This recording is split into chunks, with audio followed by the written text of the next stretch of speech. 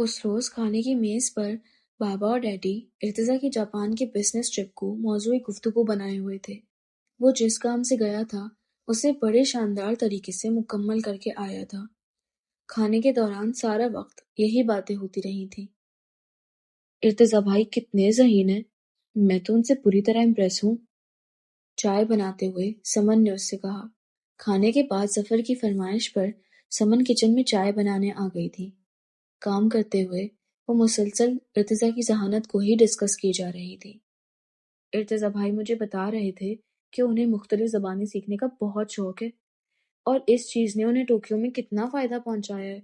आप कहीं कोई बिजनेस डील करने के लिए गए हैं और जिसके साथ आपको मामलात तय करने हैं, आप उसके साथ उसी की ज़बान में बात करें तो वो शख्स तो आपको फ़ौरन ही अहमियत देने पर मजबूर हो जाएगा। फितरी सी बात है ना। वो समन की तारीफों पर खामोशी से मुस्कुराती रही। अभी तुम्हें शायद पता ही नहीं है समन कि ये शख्स जिंदगी के हर मैदान में यूं ही जीतता आया है। इसीलिए तुम्हें हैरत हो रही है। इर्तिजा भाई कितने जीनियस है ना सबा। मुझे तो बड़ा फख्र होता है इस बात पर कि वो हम लोगों के कज़न हैं।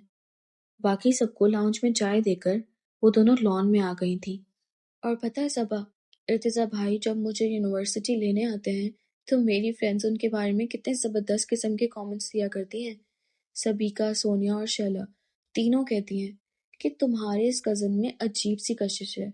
मेरी पास क्लास फेलोज जिनसे मेरी खासी दोस्ती भी नहीं, उन तक ने अपनी तरफ से बड़ी लापरवाही से बातों ही बातों में मुझसे इर्तिजा भाई के बारे में मालूमात हासिल करने की कोशिश की है। सच सबा, लड़कियां इर्तिजा भाई पर मरती हैं। पता नहीं उन्हें ये बात मालूम भी है या नहीं कि वो लड़कियों में कितने पॉपुलर हैं। वो चाय के सिप लेते हुए इर्तिजा ही को मौजूद गुफ्तगू बनाए हुई थी। वो बेवकूफ़ तो नहीं है समन, अच्छे खासे ज़हीन आदमी हैं। ज़ाहिर है उन्हें ये बात अच्छी तरह मालूम होगी, बल्कि दिल ही दिल में वो इस बात पर बहुत खुश भी होते होंगे।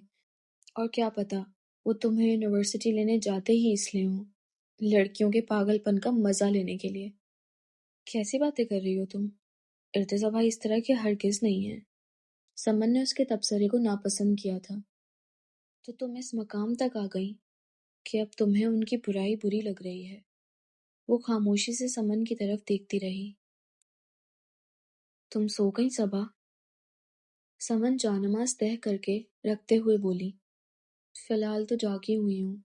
उसने बंद आंखें खोलकर समन की तरफ देखा। वो कमरे की लाइट ऑफ करके नाइट बल्ब जलाने के बाद बेड पर आ गई थी। मैं तुमसे एक बात शेयर करना चाहती हूँ। थोड़ी पर्सनल बात है।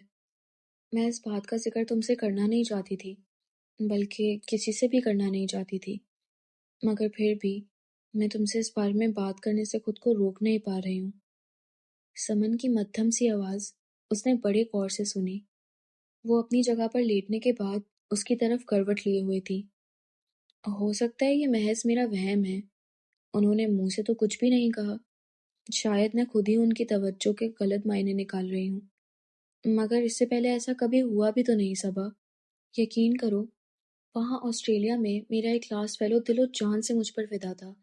हर वक्त मेरे आगे पीछे फिरता रहता था, मगर मुझे उसमें कभी कोई दिलचस्पी महसूस ही नहीं हुई थी। कभी उसका देखना और बातें करना अच्छा ही नहीं लगता था।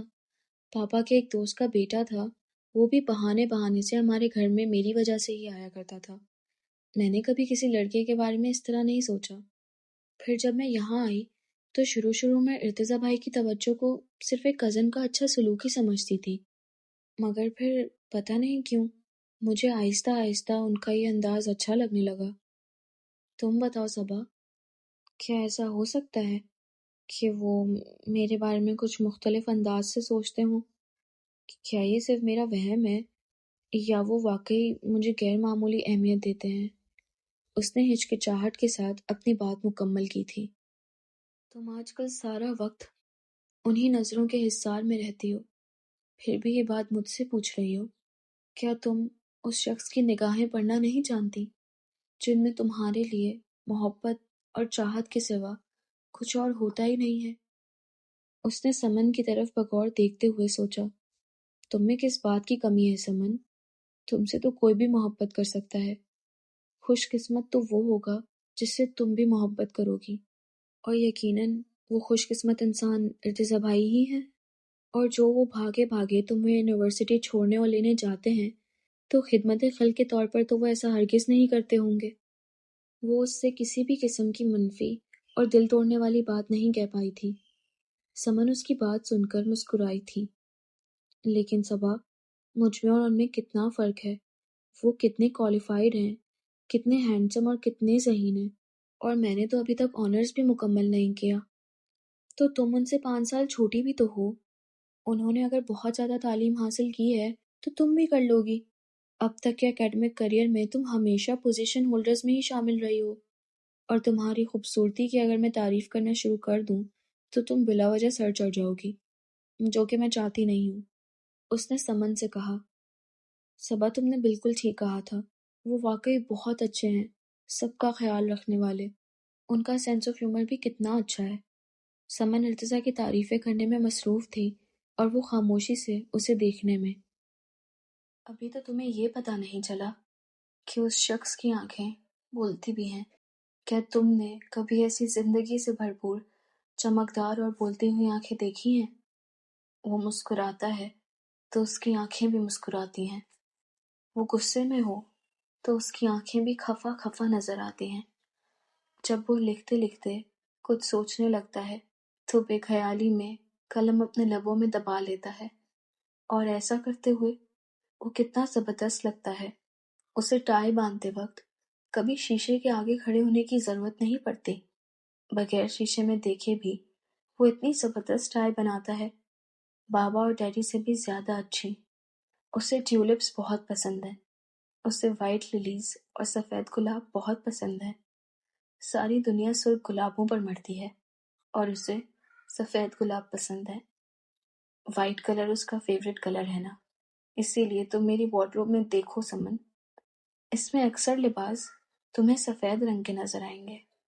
مما کہتی ہیں صبا تو بازار جا کر وائٹ کلر کے ڈریسز کے علاوہ کسی اور رنگ کے کپڑوں کو ہاتھ ہی نہیں لگاتی۔ اسے کیٹس کی شاعری بہت اچھی لگتی ہے۔ اسے سردیوں کی بارش بہت پسند ہے۔ وہ اپنے خیالات میں گم ہو چکی تھی اور سمن کی بات سن کر چونکی۔ پرسوں ان کی سالگرہ ہے نا، تو میں سوچ رہی ہوں ہم دونوں مل کر انہیں کوئی تحفہ دیں۔ وہ بھی تو ٹوکیو سے ہم دونوں کے لیے تحفے لائے تھے، تو پھر ہمیں بھی تو انہیں کوئی تحفہ دینا چاہیے نا۔ لیکن تحفے میں کیا چیز دینی چاہیے یہ میری سمجھ میں ہی نہیں آ رہا۔ اتنے دنوں میں گھر کے سب لوگوں کی پسند ناپسند سے بہت اچھی طرح آگاہ ہو گئی ہوں۔ کس کو کھانے میں کیا پسند ہے، پہننے میں کیا پسند ہے، اور ایسی چھوٹی چھوٹی باتیں۔ لیکن ان کی کھانے میں پسند تک کا میں اندازہ ہی نہیں لگا پاتی۔ وہ تو ہر چیز ہی ایک جیسے شوق سے کھا لیتے ہیں، پتہ ہی نہیں چلتا کہ انہیں کیا چیز پسند ہے اور کیا نہیں۔ اماں نے بچپن میں ہم تینوں کو ایک بات سکھائی تھی کہ کھانے کی میز پر بیٹھ کر کبھی بھی کھانے کی برائی نہیں کرنی چاہیے، کبھی کسی کھانے کی چیز کو دیکھ کر منہ نہیں بنانا چاہیے۔ اللہ کی نعمت کو دیکھ کر منہ بنائے تو اللہ ناراض ہو جاتا ہے، رزق میں سے برکت اٹھ جاتی ہے۔ ہم تینوں میں سے یہ بات سب سے زیادہ اچھی طرح اس نے سمجھی، لیکن پھر بھی سمن، تم نے شاید کبھی غور ہی نہیں کیا۔ اگر غور کرتی تو تمہیں پتہ چل جاتا کہ اسے پنیر ڈال کر بنائی ہوئی مکس سبزیاں بہت پسند ہیں۔ وائٹ میٹ وہ بہت شوق سے کھاتا ہے۔ اسے تلی ہوئی مچھلی اور مسالہ بھری ہوئی بھنڈیاں بہت اچھی لگتی ہیں۔ چائنیز کھانے اسے بہت زیادہ پسند ہے۔ ابھی تو اس کی بہت سی خوبیاں اور اچھائیاں تمہاری نظروں سے اوجھل ہیں سمن، جب تمہیں وہ معلوم ہوں گی تو تم مزید اس کی عاشق ہو جاؤ گی۔ برابر برابر لیٹی وہ دونوں لڑکیاں ایک ہی شخص کے بارے میں سوچ رہی تھیں، اس فرق کے ساتھ کہ ایک جو سوچ رہی تھی اسے بول بھی رہی تھی، اور دوسری جو سوچ رہی تھی اسے بول نہیں سکتی تھی۔ ارتضیٰ کی سالگرہ کا دن تھا۔ سمن نے صبح اٹھنے کے ساتھ ہی اس سے پوچھا تھا، تمہارے ذہن میں کوئی گفٹ آیا؟ میں تو کل سارا دن سوچتی رہی، لیکن کوئی چیز میری سمجھ میں ہی نہیں آئی۔ وہ ارتضیٰ کو تحفہ دینے کے لیے بہت بے چین نظر آ رہی تھی۔ میں نے تو بہت پہلے ہی ان کے لیے گفٹ خرید لیا تھا۔ اب کی دفعہ اس کا ارتضیٰ کو تحفہ دینے کا بالکل دل نہیں چاہ رہا تھا، لیکن اس کے تحفہ نہ دینے پر کوئی اور چونکتا یا نہیں؟ کم از کم ارتضیٰ تو اس بات پر نہ صرف چونکتا بلکہ باقاعدہ اس کے پاس آ کر تحفہ نہ دینے کی وجہ بھی دریافت کرتا۔ کافی روز پہلے جب وہ ایک روز مما کے ساتھ شاپنگ کرنے گئی تھی تو ارتضیٰ کو تحفے میں دینے کے لیے ایک خوبصورت سی ٹائی اور والٹ خرید کر لے آئی تھی۔ تم نے مجھے بتایا بھی نہیں۔ پرسوں رات بھی جب ہم اس بارے میں بات کر رہے تھے تب بھی تم گھنی بنی لیٹی رہی تھی۔ سمن نے خفگی سے اسے گھورا۔ مجھے کیا پتا تھا کہ تم بھی انہیں گفٹ دینے کے لیے اتنی بےتاب ہو۔ میں تو شروع سے ہی ارتضیٰ بھائی کو ان کی برتھ ڈے پہ گفٹ دیا کرتی ہوں۔ اس میں ایسی کون سی خاص بات تھی جس کا ذکر میں تم سے کرتی؟ اس نے اچھے خاصے بے مروت انداز میں سمن سے کہا۔ لیکن سمن پتہ نہیں کس مٹی کی بنی تھی جو اسے صبا کی کوئی بات بری ہی نہیں لگتی تھی۔ اسے نہ صبا کا لہجہ برا لگا اور نہ یہ بات کہ صبا نے اسے بتائے بغیر جا کر تحفہ خرید لیا۔ میں پھر ایسا کروں گی کہ جا کر ان سے پوچھ ہی لوں گی کہ وہ گفٹ میں کیا لیں گے۔ اب اتنے مشکل بندے کو میں خود سے کیا دوں؟ کم سے کم میری تو بالکل سمجھ میں نہیں آ رہا۔ اس نے سمن کی بات کا نہ تو کوئی جواب دیا اور نہ ہی اس بارے میں کوئی مشورہ کہ وہ ارتضیٰ کو تحفے میں کیا دے۔ سمن کمرے سے چلی گئی اور وہ خود بھی کالج کے لیے تیار ہو چکی تھی۔ اپنی الماری میں رکھا ہوا گفٹ اس نے نکالا اور ارتضیٰ کے کمرے کی طرف آ گئی۔ کمرے کا دروازہ کھلا ہوا تھا۔ وہ دروازہ کھلا دیکھ کر ہلکے سے دستک دے کر یوں ہی اندر جانے کا ارادہ رکھتی تھی، لیکن اندر کمرے میں ارتضیٰ کے سامنے کھڑی سمن کو دیکھ کر اس کا دستک دینے کے لیے اٹھا ہوا ہاتھ بے ساختہ گر گیا تھا۔ ان دونوں میں سے کسی کی بھی اس پر نظر نہیں پڑی تھی۔ ایک دوسرے کے آمنے سامنے کھڑے ہو کر انہیں صبا شفیق نظر آ بھی کیسے سکتی تھی؟ میں آپ کو سالگرہ کی مبارکباد دینے اور یہ پوچھنے آئی ہوں کہ آپ مجھ سے گفٹ میں کیا لیں گے۔ بہت غور و فکر کیا میں نے، لیکن آپ کو دینے کے لیے کوئی چیز میری سمجھ میں ہی نہیں آئی۔ دوستانہ سے انداز میں اس نے مسکراتے ہوئے پوچھا۔ وہ وہاں سے فوراً پلٹ جانا چاہتی تھی، لیکن وہ ایسا نہیں کر سکی۔ ارتضیٰ نے سمن کی بات بڑے غور سے سنی۔ کچھ دیر بعد وہ یوں ہی خاموش رہا، جیسے اس بارے میں سوچ رہا ہو۔ پھر اس نے اس کی آنکھوں پر جھانکتے ہوئے بہت گہرے اور گمبھیر لہجے میں پوچھا، جو میں تم سے مانگوں گا وہ تم مجھے دو گی سمن؟ سمن کا اس بات پر کیا رد عمل تھا وہ دیکھ نہیں پائی، کیونکہ وہ وہاں رکی ہی نہیں تھی۔ تیزی سے چلتے ہوئے وہ واپس اپنے کمرے میں آ گئی اور گرنے والے انداز میں وہ صوفے پر بیٹھ گئی۔ گفٹ اس کے ہاتھوں سے پھسل کر کارپٹ پر گر گیا تھا۔ وہ وہاں رک کر کیا کرتی؟ اقرار کا وہ لمحہ اس کے لیے نہیں بلکہ سمن کے لیے تھا۔ وہ لمحہ، وہ اقرار اور وہ شخص سمن کے لیے تھا۔ اسے رونا نہیں آ رہا تھا۔ وہ وہاں بیٹھی اپنے دل کی کرچی کرچی ہو کر ٹوٹنے اور بکھرنے کی آوازیں سن رہی تھی۔ کہاں گئے وہ تم بے مروت لڑکی؟ اور کہاں چھپا کر رکھا ہوا ہے تم نے میرا گفٹ؟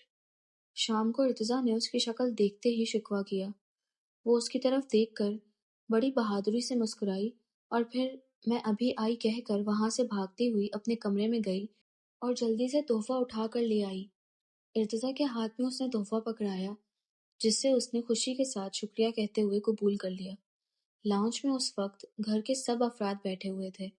ارتضیٰ نے فوراً ہی تحفہ کھول لیا تھا۔ خود ٹائی اور والٹ کا خوب اچھی طرح معائنہ کرنے اور بہت ساری تعریفیں کرنے کے بعد اب وہ باقی سب لوگوں کو بھی صبا کا دیا ہوا تحفہ دکھانے لگا۔ اسے کہتے ہیں سچی محبت۔ کتنے پیار سے صبا نے سالگرہ کے دن سے کتنے دن پہلے ہی تحفہ جا کر خرید لیا تھا۔ یہ نہیں کہ وقت آنے پر اوپر ہی دل سے رسم نبھانے کو پوچھنے کھڑی ہو جاتی کہ ارتضیٰ بھائی آپ تحفے میں کیا لیں گے؟ ارتضیٰ کی بات سب سے زیادہ اچھی طرح یہاں سمن اور صبا ہی سمجھ سکتی تھی۔ سمن نے ارتضیٰ کی نظریں اور جملوں کے معنی سمجھے تو شرم محسوس کرتے ہوئے بے ساختہ اس سے نظریں چرائی تھی۔ وہ اس کے اس انداز پر زیر لب مسکرا رہا تھا۔ ظفر ارتضیٰ کے طعنہ دینے پر یہ سمجھا کہ وہ شاید اسے اور سمن کو مشترکہ طور پر شرمندہ کرنا چاہ رہا ہے، اسی لیے فوراً لڑنے والے انداز میں بولا، بھائی صاحب وہ دن گزر گئے جب ہم اتنے بے وقوف ہوا کرتے تھے۔ اب ایک ہاتھ سے دو اور ایک ہاتھ سے لو کا زمانہ ہے۔ اگر گفٹ وصول کرنے کا اتنا ہی شوق ہے تو پھر پہلے ہمیں شاندار سا ڈنر کرائیے، وہ بھی ہم لوگوں کی پسند کی جگہ پر، پھر گفٹ وغیرہ کی کوئی امید رکھیے گا۔ یہ بغیر ٹریٹ کے گفٹ تو آپ کو صرف آپ کا چمچہ گروپ ہی دے سکتا ہے۔ جملے کے اختتام پر ظفر نے ایک شوق سی نظر صبا پر ڈالی تھی۔ اسے پتا تھا کہ چمچہ گروپ کہلائے جانے پر وہ لڑنے مرنے پر آمادہ ہو جائے گی۔ بابا نے اس موقع پر اس کی مشکل آسان کر دی تھی اور جھٹ سے اس کی حمایت میں بولنا شروع ہو گئے تھے۔ اس نے تشکر آمیز نظروں سے بابا کی طرف دیکھا۔ ارتضیٰ ان لوگوں کو رات کا کھانا باہر کھلانے لے جا رہا تھا۔ سمن اور ظفر ساتھ جا کر ارتضیٰ کے لیے ان دونوں کی طرف سے ایک مشترکہ تحفہ لے آئے تھے۔ صبا، میں کون سے کپڑے پہنوں؟ وہ بے دلی سے ایک سادہ سا سوٹ استری کر رہی تھی جب سمن نے اس سے پوچھا، یہ ریڈ والا یا یہ سی گرین یا پھر یہ بلیک والا؟ وہ 3-4 ہینگرز اپنے ساتھ لگائے کھڑی تھی۔ تم کچھ بھی پہن لو سمن، اچھا ہی لگے گا۔ اس نے ان تمام ڈریسز پر ایک نگاہ ڈال کر سنجیدگی سے کہا، لیکن وہ اس جواب سے مطمئن نہیں ہوئی تھی۔ بتاؤ نا، کون سا پہنوں؟ اس نے دوبارہ اصرار کیا۔ اس کے اصرار پر آخر کار اسے اپنی رائے دینی ہی پڑی۔ وہ آج بہت اہتمام سے تیار ہو رہی تھی۔ صبا اس کی تیاریوں کو خاموشی سے دیکھ رہی تھی۔ تیاری کے معاملے میں اس نے سمن کو اتنا حساس اس سے پہلے کبھی نہیں دیکھا تھا۔ آج کچھ خاص دن ہے سمن؟ میں تو تمہیں بہن کی نظروں سے دیکھ رہی ہوں، اور ظاہر سی بات ہے، مجھے تم ہر طرح پیاری لگتی ہو۔ چاہے تم لون کا پرانا سا سوٹ پہن کر اور بالوں میں تیل لگا کر ماسیوں والا حلیہ بنا کر بھی میرے سامنے آؤ تو مجھے تم تب بھی اچھی لگو گی۔ پھر جب وہ چاروں ہوٹل میں بیٹھ کر باتیں کرتے ہوئے اپنی اپنی پسندیدہ ڈشز سے لطف اندوز ہو رہے تھے تو سمن کی طرف دیکھتے ہوئے اسے پتہ چلا کہ جب کسی لڑکی کو چاہا جاتا ہے تو چاہے جانے کا انوکھا احساس اسے مزید خوبصورت بنا دیتا ہے۔ سمن تقریباً سارا وقت زیادہ تر خاموش رہی تھی، سر جھکائے کھانا کھاتی، ارتضیٰ سے نظریں چراتی اور اس کے گالوں پر بکھرا وہ گلال۔ صبا اسے دیکھ کر بس حیران ہو رہی تھی۔ اس کا چہرہ کتنا دلکش سا لگ رہا تھا۔ اس پر سے نظریں ہٹانے کو صبا کا جی نہیں چاہ رہا تھا۔ ارتضیٰ بہانے بہانے سے اسے مخاطب کر رہا تھا اور وہ اس کی عام سی باتوں پر بھی بری طرح کنفیوز ہو رہی تھی۔